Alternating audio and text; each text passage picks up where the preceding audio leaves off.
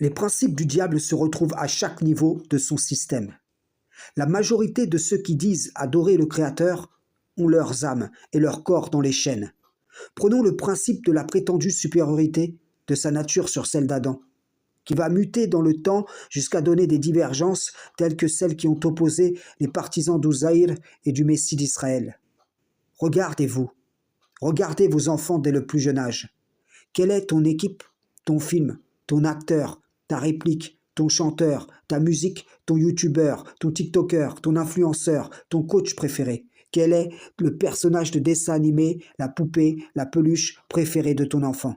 Et réfléchis à pourquoi le diable s'assure que les traits de son esprit se retrouvent dans ton comportement et celui de tes enfants. Pourquoi les ingrédients pour faire de toi un idolâtre sont disséminés partout dans ton quotidien. À quoi on te prédispose? De quelle manière on te façonne? Prenons l'exemple d'un djinn qui se formerait un personnage à travers un dessinateur de BD. La BD trouve un succès. Elle devient un dessin animé, suivi mondialement. Ton enfant devient fan. Il te demande un jouet à l'effigie de ce personnage, de l'image, de l'égrégore, au travers duquel le diable en question va récupérer d'une façon ou d'une autre son énergie.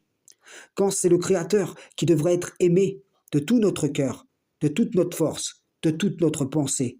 Rendez-vous compte que beaucoup restent otages de ce type de schéma à vie. L'enfant ne naît pas idolâtre, mais selon une nature pure. Voilà pourquoi le diable a besoin de l'altérer afin de faire naître en lui un penchant vers l'idolâtrie, de sorte que même s'il se tourne vers le Créateur en guise de retour à sa nature originelle, il ne l'adore qu'en lui donnant des associés. Ceci se retrouve partout dans vos vies.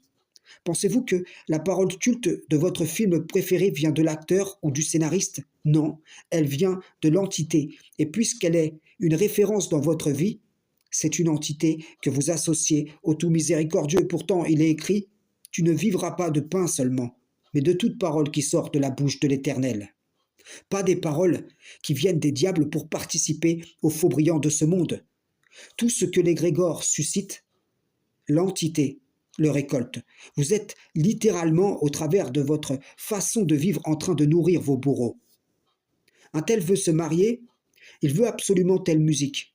Eh bien, je vous le dis, c'est l'entité qui a inspiré l'interprète de celle-ci qui sera honorée. Elle va parrainer son union au lieu que celle-ci soit bénie par le Très-Haut. Le diable a déclaré, je les assaillerai de devant, de derrière, de leur droite, de leur gauche, et pour la plupart, tu ne les trouveras pas reconnaissants.